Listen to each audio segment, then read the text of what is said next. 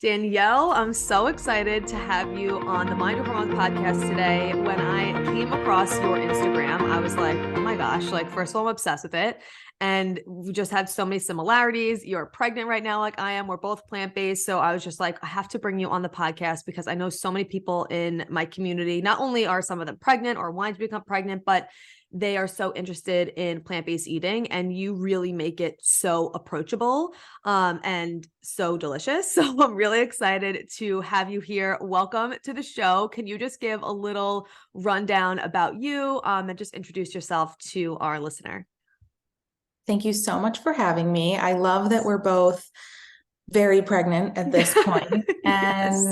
and plant-based eaters. We have so much to discuss and talk about. But yeah, thanks for the intro. I'm Danielle Brown. I'm the founder of Healthy Girl Kitchen. So if you don't follow me, I basically make plant-based recipes and share all about my vegan life and lifestyle with millions of people on the internet.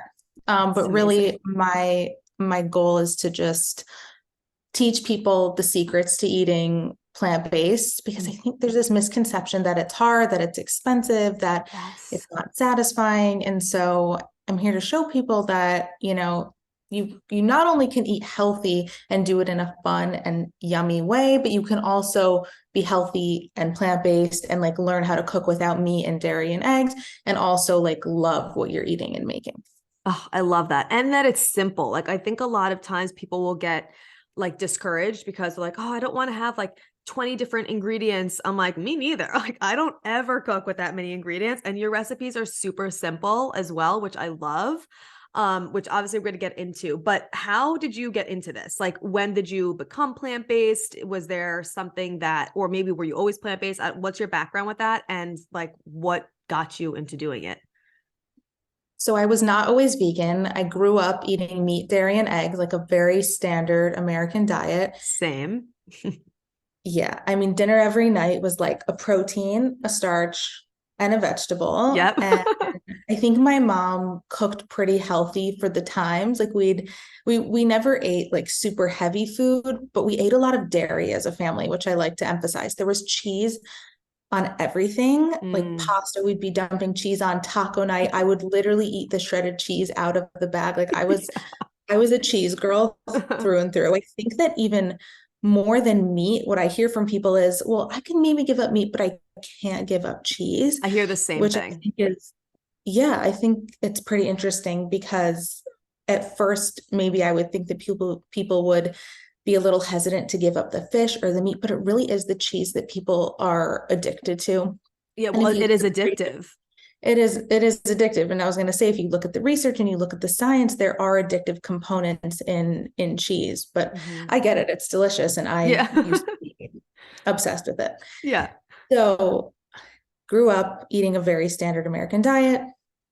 Fast forward to high school, I actually went vegetarian, but I like to say I was like a total junk food vegetarian. I mean, I was eating pizza, mac and cheese, all those delicious things, did not care about health. I just watched like a little thing about how animals were slaughtered and like the Mm. horrors of factory farming. And I decided that I was going to be vegetarian with my best friend. And it was more of like a last minute decision. Did that for 2 years, met my now husband, and he was a bad influence on me, and I started eating meat again. Well, this is like kind of like a niche part of my story. I don't really like tell often on a podcast, but I went back to eating meat, Mhm. and I started getting this horrible heartburn. At the time I Mm. didn't know it was heartburn. I just felt like a pain in my chest and I didn't really know what it was. Went to so many doctors. It was beyond unpleasant. I Ugh.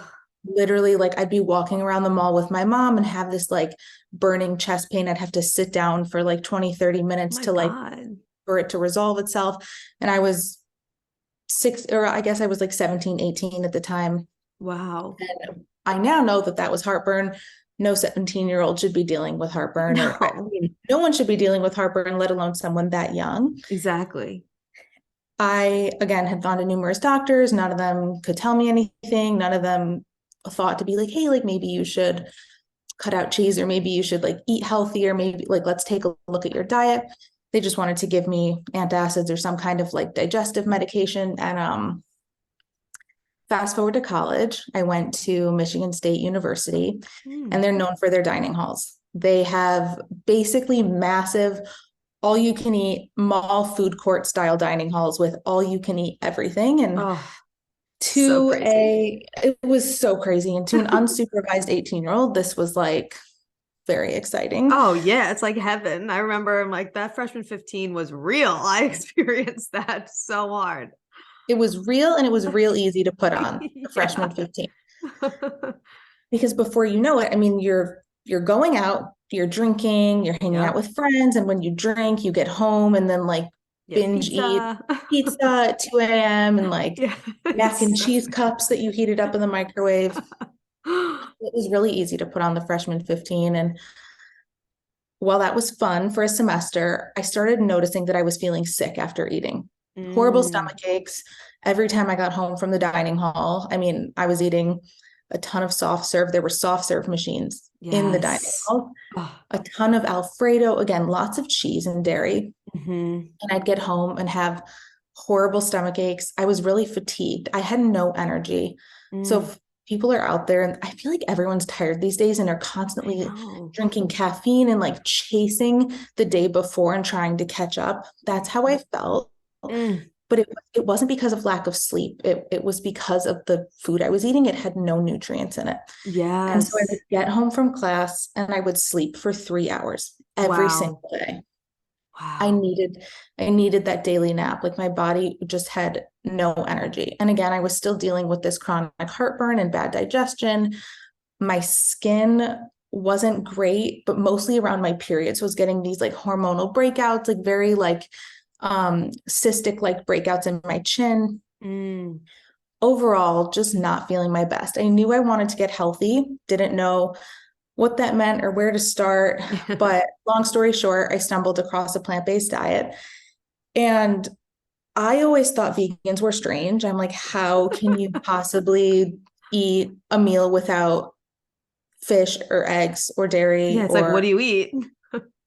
like literally I had no clue what I was going to eat. But I Yeah. was hearing all of these like amazing stories and like anecdotal evidence of people just loving being plant-based. And so in a dorm room with limited resources, I decided to go for it. Wow, I I didn't was realize it was during college you did that. That's It like was during college. impressive. Yeah. I had no resources. I didn't have a car at Yeah. the time. I had no kitchen. I just had my mini fridge and I had a microwave and I had my own creativity, Mm. which led me to like microwaving sweet potatoes in my dorm room microwave. Yes. Amazing. Yeah, the salad bar in the dining hall just became my best friend. Like I would just load Mm. up huge bowls of salad, but they also had, it was filling. Like they had chickpeas and they had sunflower seeds and Right. they had a lot in the salad bar at the dining hall. So I was able to make like really like amazing healthy salads. I would go to the pasta bar that they had and I would ask them to make me whole wheat pasta, which they were fine doing. They also would like saute vegetables you could put into the pasta, but I would ask them to steam them instead of using like I don't know what kind of butter or Oils. oil they used. So they Yeah. just steamed them for me. And I asked them to use marinara sauce instead of Alfredo. So I was like, I just had to have no shame and be an advocate for myself, but they were so fine, like accommodating me. I just want to pause on that real quick because that's huge with Yeah, just your health in general is being your own advocate. And at that young age, that's hard to do because you're still learning your voice, you're still getting like comfortable with yourself, but like I want everyone to hear that because, especially in this community, there are a lot of women that want to do things naturally with their hormones, with everything, and they go to their doctor and they'll tell them to put them on medication or whatever. And even with pregnancy, like wanting to do certain things, not wanting to do certain things, like you have to use your voice because the worst they could do is say no, and then you could always go somewhere else. But like if you didn't ask, you wouldn't have gotten what you needed, but you were able to actually use your voice, which I absolutely love. right. 100%. And if you want to make some kind of change in your life or you want to make some kind of lifestyle shift, you have to be your own advocate. Yes. No one else is going to speak up for you other than yourself. So Mm. you just have to also not care what people think and Yes. not feel like you're a burden. That's like a big thing that I feel Mm. like oh, I don't want to be annoying. I don't want to ask the server a million questions because I don't Yes. want to like bother them. Or if I'm with a group of friends, I don't want to be like that annoying one who's asking all about the menu. Yes. If you feel that way too, you can always call in advance or call ahead and ask what options they have. I do Hmm. that a lot. I'll look at the menu in advance. If I'm not sure, Me I'll too. call and just say, hey, like, do you have any vegan options? Or like, is there any way you can like make a plant-based thing for me? And like more often than not, they're like, oh yeah, like we can actually like make this, but take this off and add this Yeah. instead.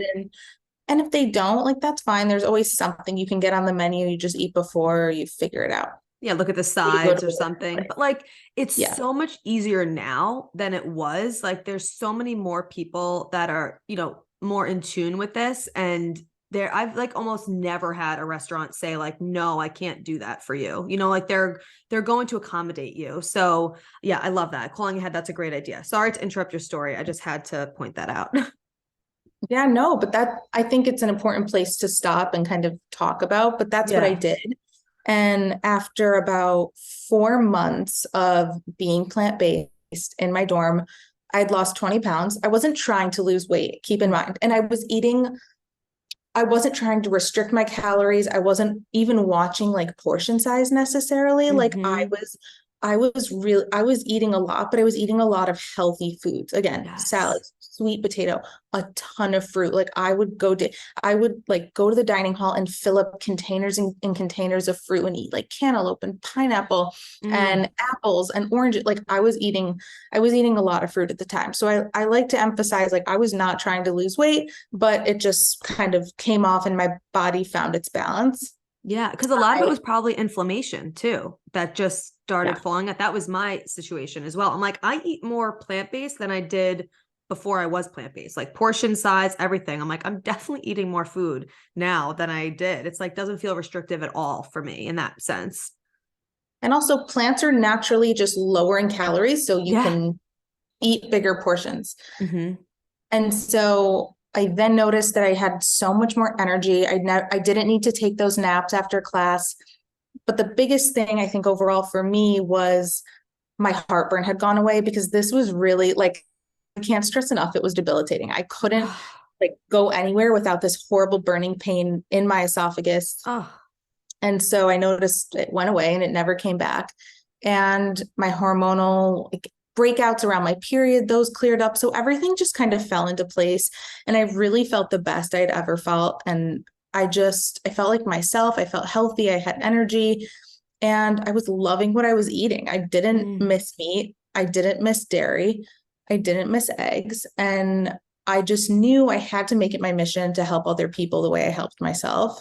So yeah, Love it. that's kind of my story in a nutshell. I love that. And it's just like you gave your body, it was what why I'm such an advocate for plant-based eating because it gives your body the space to heal. Like when it's bogged down with so much inflammation and, all of this dairy and meat and stuff that is inflammatory, the arachidonic acid that's in meat, like all these things that are in it, like your body doesn't have, especially dairy is so like congesting in your system. It's like your body doesn't have the space to actually heal and have energy and do all of that. Like when you switch to plant-based, I noticed the same exact things. I was not trying to lose weight. It just like literally fell off. And for me, I think it was mostly inflammation.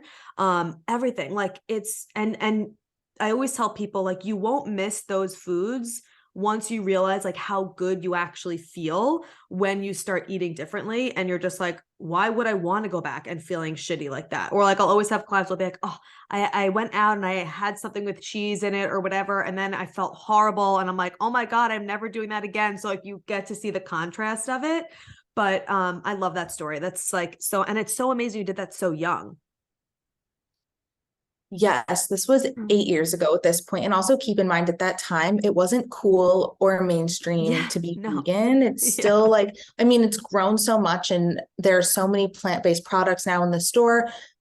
As you've probably seen, the non-dairy milk section is now way bigger than the dairy milk section. It has Mm-hmm. become so much more popular, but 8 years ago, it was not. So I got all the questions Oh from yeah, me everyone. too. Where do you get your protein? I'm Oh. concerned about you. You know, you're losing weight. Are you getting enough nutrients? Mm-hmm. Just everything. It was more so from like the older generations who they mean well, but Yeah. they have a lot to say. And like, of course, they had nothing to say when I was eating super unhealthy. I And then when know. I switched to eating fruits and vegetables and tofu and like amazing salads and sweet potatoes and like all these amazing healthy foods, then they have an opinion and something to say. It's like, are you okay? You're eating healthy. What's going on? But it's true. It was really different. We probably were around the same time. I was vegetarian in 2014, and then 2016 is when I became vegan. And not only wasn't like, it wasn't as mainstream like you're talking about, I'm also gluten free. So like there weren't as many options of things around either. Like it just wasn't as easy to have access to certain things. And now it's just, it is so much easier, in my opinion, than it was back then. And I think that like changing your diet like this and having to talk to all these people about like, well, you don't even have to explain yourself, but it just does give you a voice, and it helps you be more empowered in other areas of your life, because it is still something that maybe is against the norm for your family or your friends. And if you're doing something different, like it allows you to empower yourself and not care as much about, like you said, what other people think about what you're eating. And then that just like trickles into every other area of your life. That's what I've noticed for myself personally. 100%. Yeah.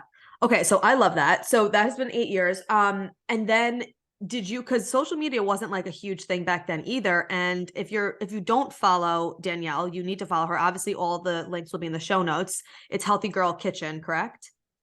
Yep. Okay. So you have what, like 3 million followers on there?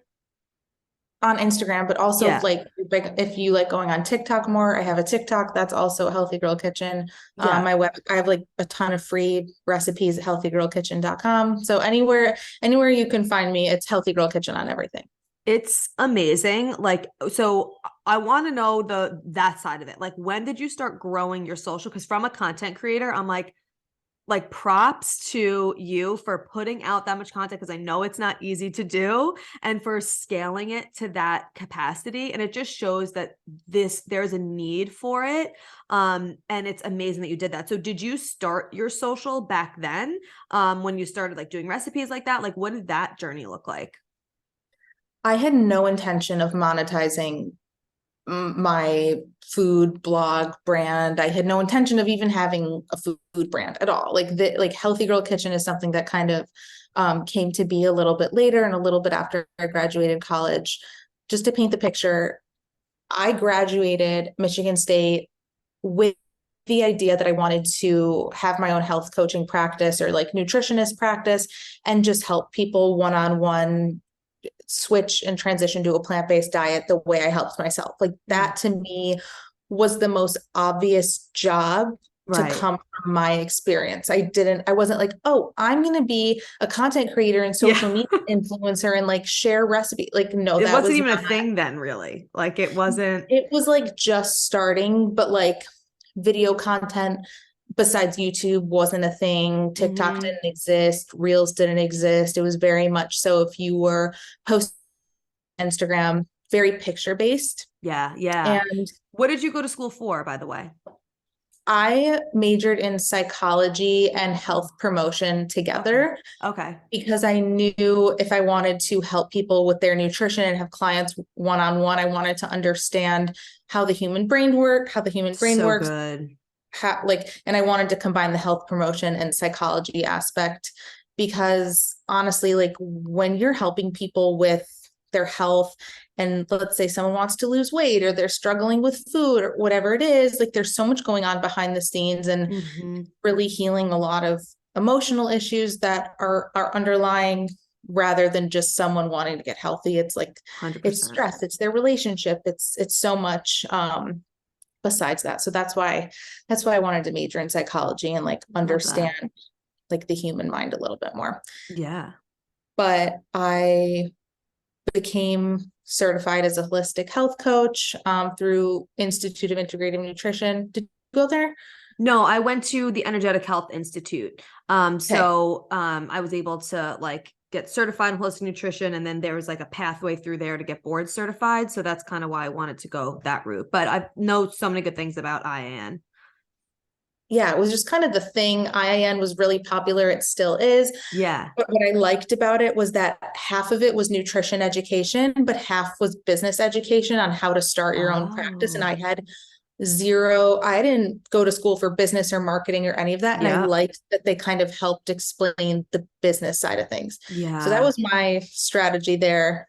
Went through Smart. that program, got certified, started getting clients. And at the same time, I was like, I should really start a blog where I'm posting recipes, but for my clients. Because if I had a Oh, client who was like, hey, Danielle, I need a breakfast recipe, I would have to sit there and like type it out to them. But I'm like, if I have right. a website, I can just direct all my clients there and they can use resources.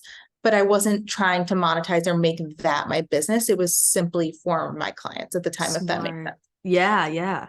So I should say, when I was in college, I started an Instagram account called Eat Love Danny.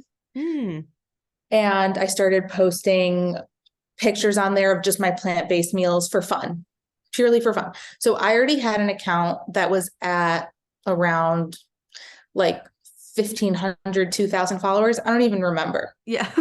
Not that many, but like just from posting for fun, I had like a mini following. Yeah. And that I kept that up as I had my clients. I started posting on my blog. And what I really noticed was my blog was starting to take off. I was Mm, getting thousands and thousands of people to my website every month and getting a lot of blog traffic to these recipes that I simply was just posting for fun. yeah. I ended up getting enough traffic where I could partner with an ad network. I partnered So with this cool. company called Mediavine. Like if you're a content creator or something and you Mm, have a blog and want to make money from it, you can yeah. partner with, there's like AdThrive, there's Mediavine, there's a ton of them out there basically that helps you monetize your blog because they put advertisements in your website. Throughout it. Amazing. So I started making money from that and started to make a little bit of an income there. And that was like the first time I saw the potential of being able to make money as a content creator and as a recipe blogger. And Mm, I've always been a creative person. I've always loved like my English classes and my reading classes. And I wasn't so much like a math science person. So I me always neither. had this, and I always loved like, we had photography classes in high school or like video production classes that I loved. And so that creative side of things was really appealing to me. I actually Yeah. like, I'm such an empath that working one-on-one with clients, I would take on their problems and I would go to bed at night feeling very heavy, taking on everyone else's issues. So Mhm. while I loved health coaching and having clients, I felt like their problems were my own. And I Mhm. wanted to just fix everyone where like I could give someone all the advice in the world on how to eat healthier and take care of themselves. It was up to them at the end of the day to make those changes. And if they didn't, I felt Yes. a personal responsibility for it. Yeah, you have to have real strict So like boundaries with that stuff, like personal, like you do. energetic boundaries, because it could be very overwhelming. Yes. So that I love helping people, but one on one, it was a lot for me. So Mhm. when I saw this potential of being able to post on my blog, on Instagram, and being able to make some money from it, but at the same time, I was helping so many more people. If I Yeah. could post one recipe on my blog and 10,000 people were going to it, and those are 10,000 people that were learning how to make a plant-based recipe and learning how to transition. So So that to awesome. me that to me felt really impactful, and I also felt more fulfilled being on the creative side of things. So So cool. my social just started to grow as I started to post on there. But at the beginning of the pandemic, TikTok kind of came to be. I was bored. We were all in lockdown. I made a TikTok that kind of blew up. And then I started posting short form video on Instagram too when they started Reels. And I was just posting the same videos I was making on TikTok. And people really gravitated towards that. I think because if you post a picture of a recipe and finished dish, people could be like, oh, that looks yummy.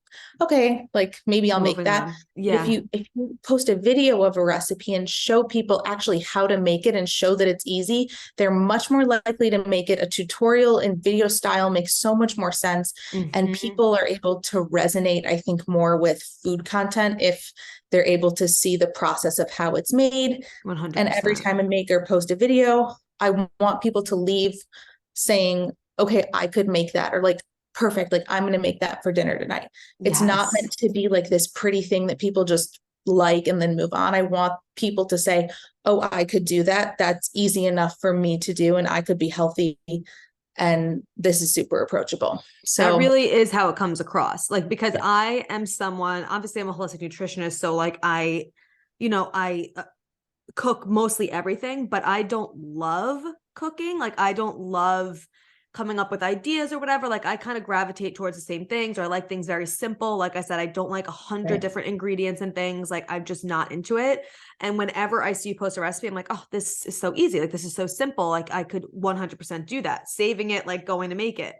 So that really does come across like that. And I love how approachable it is. So what are some, like, for people who are interested in either being more plant-based than they are right now, or going fully plant-based, like what do you generally suggest for like easy ways to transition, whether you just like have ideas for that, or like specific easy quick go-to meals? Like what does that look like for people? Like how would you suggest they approach that? I would say if you're looking to transition to being Mm-hmm. plant-based, it depends where you're starting.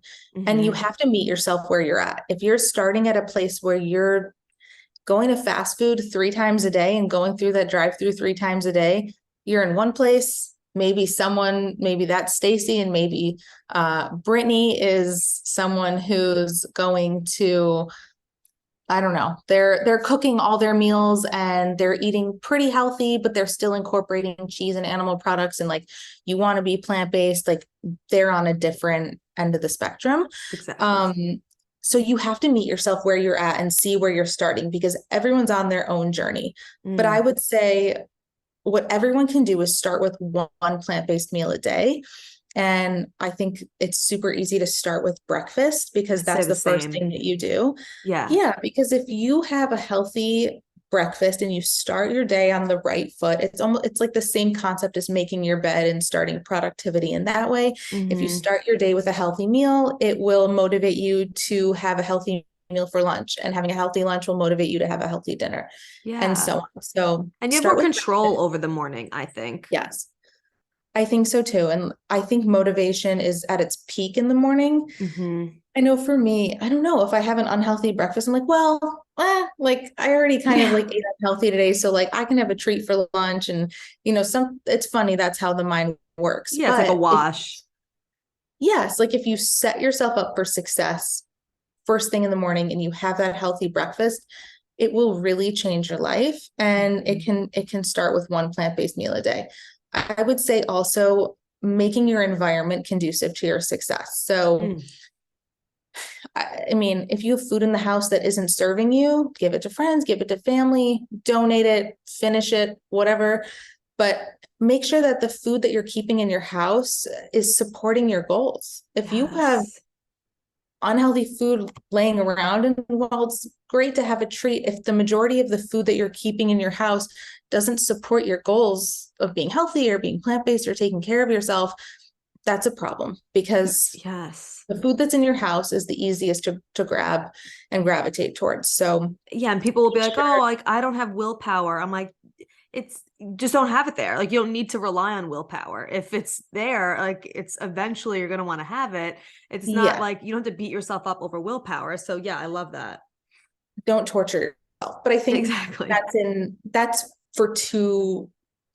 two ways. One, if you have a ton of unhealthy food in your pantry, in your fridge, you're going to gravitate towards that. But a lot of people, and a lot of young women, I realize, don't keep a lot of food in the house at all, which leads them to eating out a lot and ordering like Uber Yes. Eats, Postmates, and they're Hmm. constantly ordering food, which I think there are so many great healthy places and it has its place in time. But the more you can cook your own food, the better. And Yes. usually restaurant food, like my functional medicine doctor says, She says restaurant food is for entertainment. It's not for nourishment, and it's not meant Yes. to be healthy unless, maybe you have like a great organic vegan like juice bar by you and it's super healthy. But Right. typically restaurant food is always going to have more salt, more sugar, more oil, Oils. Yeah. and ingredients that you're not necessarily going to use at home. Love So that.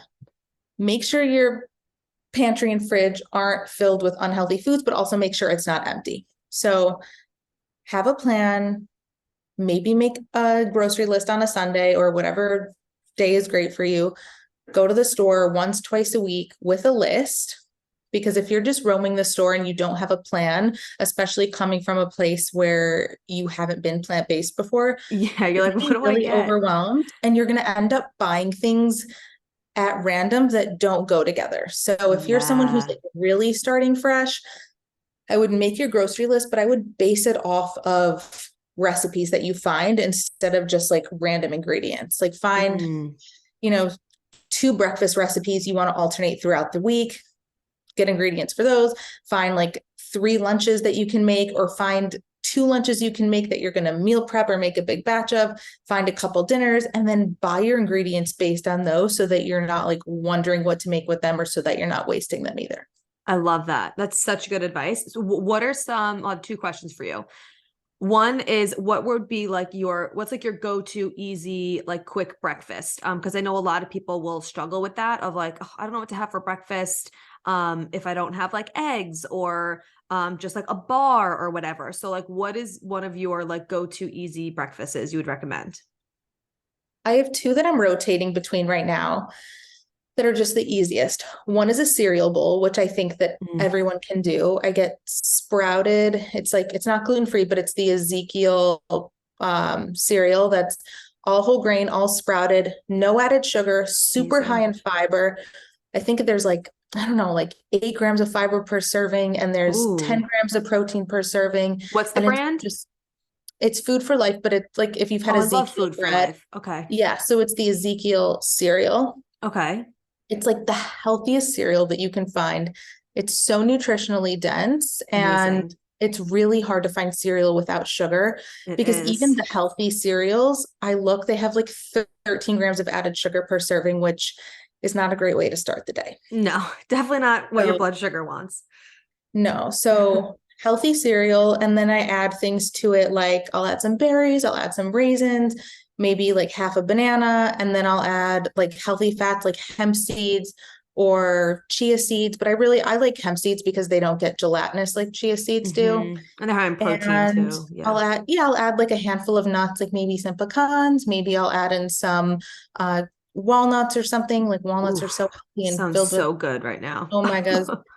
And then I really like soy milk. I think there's a Mhm. lot of misconceptions about soy and hormones Agreed. and everything, but I get organic, unsweetened soy milk, Mhm. and it has a ton of protein, which Yes. I love. Like the one that I have, I think is like 7 or 8 grams of protein per serving, Amazing. which is hard to find in a plant-based milk. Yeah. What brand do you And like for soy milk?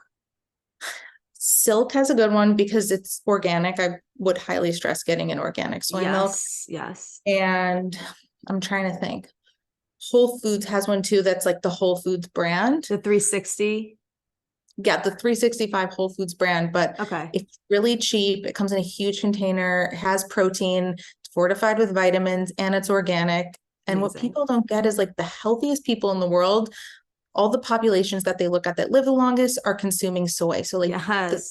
these super small populations or communities or little towns in Japan, that all these people live past 100, they eat soy every single day. They have miso, they have Yes. tofu, they have soy milk. Hmm. They're not having like the processed fake meats, which is where Right.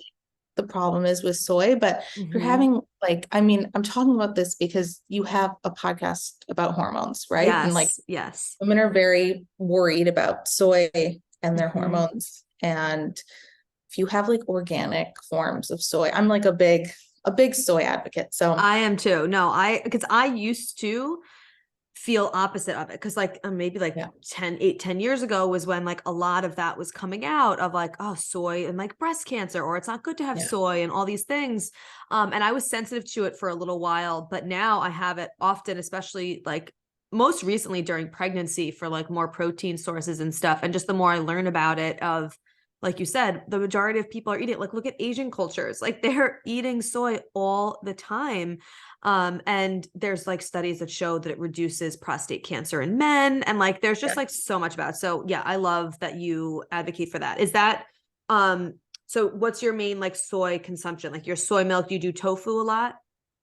I do tofu a lot, especially like it's so good for when you're pregnant or if you're trying to get pregnant. It's Mm-hmm. just a great protein source that can be added to anything. It can be like chicken. It just kind of, as you know, absorbs whatever spices and sauces that you add to it. Can be made into like a scramble for breakfast. You Yeah. can add it to a pasta dish. You can make it chili and kind of like crumble it up and put it in there. It's so versatile, which I love. And then I like edamame. I also, again, like the soy milk in the cereal bowl. And then, so yeah, that's my cereal bowl. But then I also, the other quick breakfast I do is a smoothie, Mm-hmm. which is just my favorite thing and so refreshing during pregnancy. It's like, I just recently started gravitating towards it because it's cold up here. I'm in New York and the yeah, weather's finally starting to get warmer. Just today I had a smoothie. I was like, oh my God, like that's all I want right now. Because I'm getting like so good. hotter. I'm like, oh, it feels so good. So good. So I'll do that. Those are like two quick breakfasts I rotate between cereal bowl, literally 5 minutes, a smoothie. What I like about a smoothie is if you're on the go, you're headed somewhere, you can bring it in the car. And I feel like I have a lot of morning appointments and morning things to do. So I can make it, takes 4 minutes to put in a blender, pour it in a to-go cup, and you can bring it with you. And it's not like this whole to do. You don't have to cook anything. You don't have a big mess. You're simply rinsing out the blender. But I'll do like frozen fruit. I think that's the key to a good smoothie. Mm-hmm.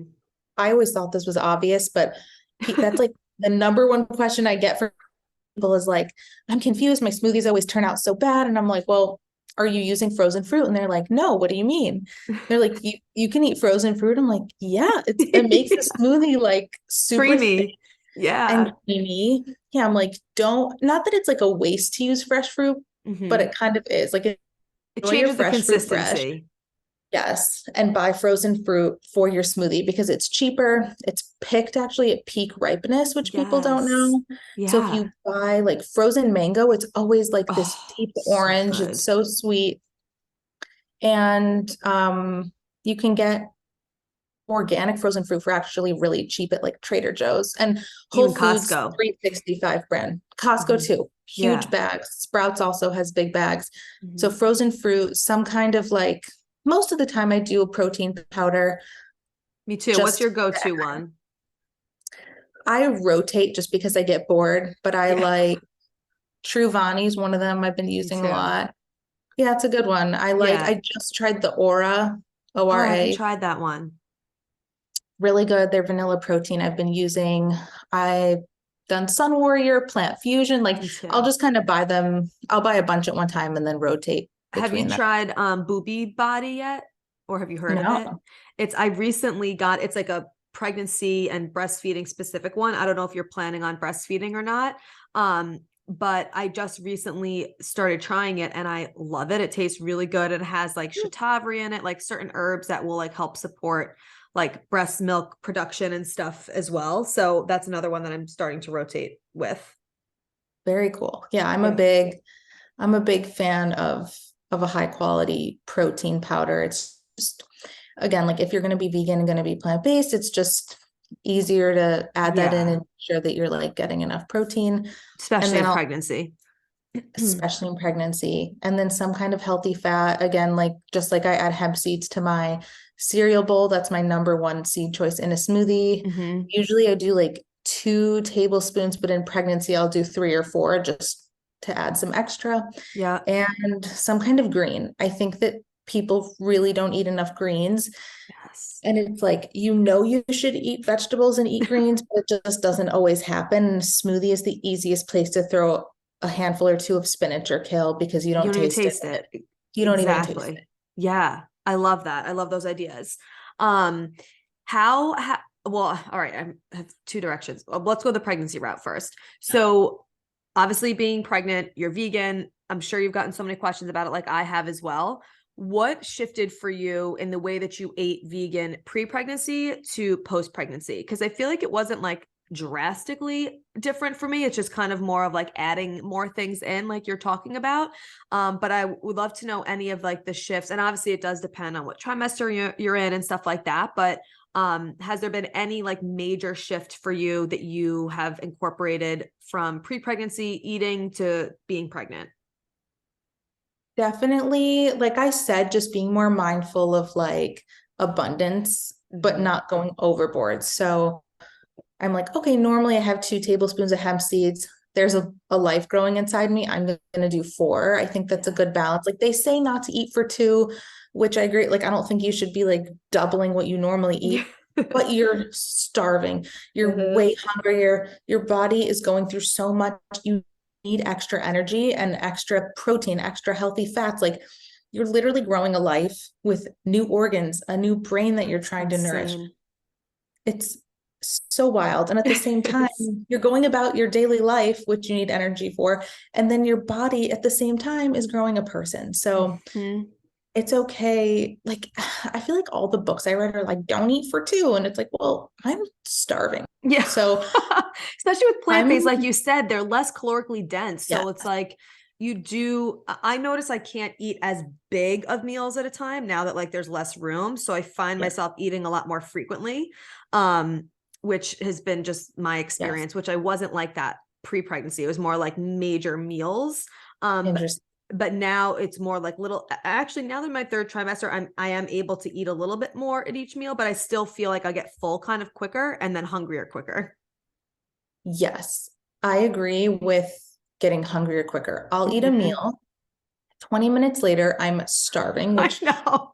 normally doesn't happen, especially if you're eating a meal that's really balanced and lots of Yeah. protein and carbs and healthy fats. Like you're good for a couple hours. But I noticed I'm like last night I made this protein pasta bowl, and 30 minutes later, I'm starving as if I didn't eat dinner. So I It's think so that with funny. that, yeah, like I'm hungrier, so I'm eating more. But I think what I've really noticed in pregnancy is like the food freedom and Mm, like maybe rules or like dumb restrictions I'd have on myself before pregnancy that now I'm like, oh, I'm pregnant. Like it's okay. I can just eat it. But I think I'm going to take yes. that with me after pregnancy too. Does that make sense? Yeah, I didn't Yeah. realize it and put words to it till you just said it, but I absolutely have experienced that. Like it's so true because you have a different mindset around it. So you're just like, okay, I'm fueling this child. Like, yeah, I'm going to be able to eat more or have this or whatever. And it's not even so much of like, oh, food freedom of where I'm having like junk food all the time and stuff like that. It's not like that type of feeling, but I know exactly what you're talking about. And I didn't have words Yeah. for it, so you just said it. Yeah. Like I have a very healthy relationship with food, which I'm thankful for. Like I feel like so many women have struggled from eating disorders. I Yeah. haven't. I'm thankful to have not, but I'm like, when I when I wasn't pregnant, I was like very not like super conscious of portion control, but I was like I was Mm-hmm. like normal about things like okay, like if I want to have a treat, I'll have a healthy vegan brownie. Great. Like Right. that satisfies my craving. If now I want 3, that's fine. And I Yeah. can do that. Yeah. And I'm hungry, I'm pregnant. If I want 3, like I make these really yummy chickpea brownies that are super healthy and like made with great ingredients, but are so like they're so indulgent and so good Oof. and really like Sounds good. satisfied the sweet craving. But I really like my mother-in-law makes them for me almost every week. She's so sweet. Oh, But I'll amazing. have like before, if I had 3 brownies after dinner, I'd be like, then I wouldn't suggest that to everyone, especially if you're trying to maintain a healthy weight. They're a Yeah. healthier treat, but they still have calories. Right. And but now I'm like, if I want 3 brownies because I'm pregnant, Mm-hmm. that's fine. And like that's what my body wants, and I can have the extra calories and whatever. And it's been like really freeing to do that. So I don't know if Yeah. I needed to like have a baby in order to like have that mindset shift. Mm-hmm. But I yeah, agree. like eye-opening for me. Or maybe before I would have had like half a bagel for breakfast with like fruit and like a tofu Yes. scramble, like very balanced. And now I'm like, if I want the whole damn bagel, I'm going to eat the whole bagel. Maybe I'll even have two bagels. So it's just made me Yes. like a little bit more relaxed about like food rules that I made up for myself. I totally agree. And I totally resonate with that. And it's also like made me, I always listen to, I feel like being in tune with like my cycle has helped me listen more during pregnancy too. And just like Mm, really honor, like, okay, if I'm hungry, I'm hungry for a mhm. reason. So like, let me eat. Maybe I'm hungrier today than I was yesterday, but like, it just really allowed me to like listen to my body more as well, and not like ignore it, where like sometimes like, oh, I'd be wanting this, but I'd be like, no, no, I'm good. But now I'm like, okay, no, I'm going to have it. So I totally agree and resonate with that. That's such a good way to put it. Okay, I know we're going to wrap up because I want to respect your time. I could talk to you for literally hours. I The know. last thing I want to ask you is, what are your like staple things that maybe you would recommend having, like that you always have in your fridge or your pantry or something like that, whether it's like your favorite vegan cheese or like tofu brand, or I know you have like those vegan eggs that I still have to order, but I saw you post something on that, so I have to do that. But what are some like staples that you just like always have at hand? Yeah, so I think staples are so important so that you always kind of know what you're buying at the store and what you always need to replenish. And I am coming out with a cookbook, which comes Yes. out May 16th. It's Oh, in the amazing. pre-order stage right now, but will be shipped in May. But I really tried in the cookbook to have meals where all of the ingredients kind of repeat each other Oh, so that you're love not that. always for each meal, like buying new weird ingredients and new things. So all of the recipes, like you'll see, like I do a lot of tofu, I do a lot of chickpeas, lentils, like they all kind of get Mm, repeated. And in the cookbook, I mean, I post free recipes every single day. oh, they're so But for good. people who do want a cookbook, all of the recipes in there are kind of the meals that over the past 8 years of being plant-based are the ones that have been my ride or die favorite plant-based meals that are easy, approachable. They don't have a ton of strange ingredients. They are recipes that anyone can make. So like you don't need any kind of culinary training or like background in cooking. It's really just like simple meals, everything from like bowls, salads, easy breakfast that you can like make the night before and keep in the fridge, salads that can be batched. One of my favorite things in the book is that every recipe indicates if it's leftover friendly. So there will be Ooh. an LF if it'll keep well in the fridge. Oh, love that. Yeah. And we'll say like if it's leftover friendly, we'll say like how many days, how to store it, Oh if my it's God. best kept in the fridge or the freezer, or if it's able to be frozen, because I'm big on having leftovers Me that too. taste fresh. Like Yeah. I will say there are some things that are not meant to be kept in the fridge and that aren't good the next day. But salads that have like a base of kale, salads that have a base of lentils, like they're even better the next day because they kind of marinate in the dressing and get really Yeah. yummy.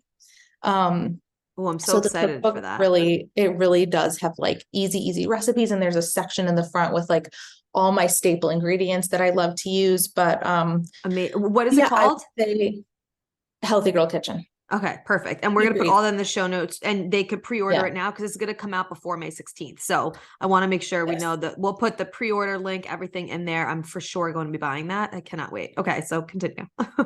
Yeah. And no, all the recipes are healthy, great for balancing hormones, Hmm. amazing for like healthy hair and skin and like feeling your best. They taste really good, and taste is so important. I'm a foodie. Like that was a default. Like obviously the recipes have to be delicious, but they're all designed to make you feel really good too. And Love that. like I said, like when I lost 20 pounds and my hormonal acne cleared up and I had so much energy, like these are the kinds of recipes I learned how to make and wanted to teach people how to make. So this is a cookbook that I think people will actually use. I have a lot of cookbooks that just like sit on the shelf and they don't get opened.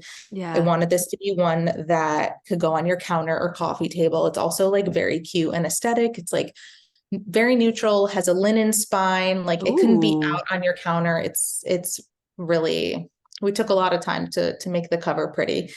But other than that, staples, I would say keep like frozen fruit on hand all the time to make smoothies. I would have containers with like all the essential seeds, like chia seeds, hemp seeds, flax seeds, that you kind of have in bulk so that you don't run out too quickly. Like you can go to Costco and get like really big bags of those that you can add to like sauces or salads or smoothies. Mm-hmm. I would have like nuts and seeds in mason jars, like pumpkin seeds, sunflower seeds, all that Yes. kind of stuff, every kind of nut in mason jars stowed away. And those are the kinds of things that like you don't need to replenish every week. And Yeah. I would say lentils are a Mm-hmm. big one because they can be added into so many different recipes. Like lentil bolognese is one of my favorites to do on pasta. Like, Ooh. yeah, I love doing that. Or doing like lentil taco meat and putting that in a burrito bowl or in Yum. like a taco salad. I would have tofu on hand, chickpeas, and then I would also have like pastas on hand. I think it's like the easiest thing to add to a meal, but like Totally. either whole wheat pasta, like a chickpea pasta, a lentil pasta, and keeping those on hand because it's the easiest meal. I think when you're lazy at the end of the day, it's like so realistic to just boil some Yep. whole wheat or chickpea pasta, add in a handful of spinach and like some jarred marinara sauce and call it a day. Oh, that was like my go-to my first trimester when I was like, Yeah. I even like had that with just like olive oil some nights because I was like, I don't want Yeah. anything else except this. Like it was so easy. I 100%. love all of those staples. Are you doing any like prepping for like meals and stuff and freezing them before pregnancy, before the baby comes, I should say? I am so honest about this. No, one, because I have an apartment freezer that's really small. I have no room for any kind of meal prep, but I'm also like, I'm just so busy. I'm gonna be real, like I don't have time to like be cooking and like batching things to keep in the freezer, but that's Yeah. me. If you're someone who has the room and you have the time and you want things in your freezer, that's amazing that you can do that. Yeah. I feel like we're just gonna kind of figure it out. I also Mhm. my parents are gonna be here. My husband's parents live literally in our building, Oh, that's and amazing. thankfully, like we'll have their support and they can like help us with meals and stuff. But Yeah. And like you're used to doing it too. So it's easy for you to just like yeah, grab random stuff. Okay. Well, thank you so much. I literally could talk to you forever. I appreciate you being on here. I know everyone's gonna get so much value. Please share this and tag Danielle at Healthy Girl Kitchen, tag me. Let us know what your takeaway is. That's the best way we could support our guests and thank them for coming on, is just like sharing it, letting them know what value they brought to you. Please check out the recipes on her Instagram, her TikTok, the cookbook. All of it will be in the show notes. We'll put your website, everything there. Can you order the book just on your website? yes, you can order it from my website. You'll see like a banner at the top that says pre-order the book. But if you go on Amazon and type in Healthy Girl Kitchen, it'll come up. Barnes and Perfect. Noble. Also, if you go to like the link in my bio on Instagram, there's a link to get it to. Okay, amazing. And it comes out May 16th. May 16th. Okay, amazing. Will you already will have the baby by then, right? I'll already have the baby by then. Oh my God, so exciting. Amazing. Okay, Mhm. well, thank you so much, Danielle. I really appreciate you. Everyone check out all the information in the show notes and I will talk to you soon. Talk to you soon. Bye.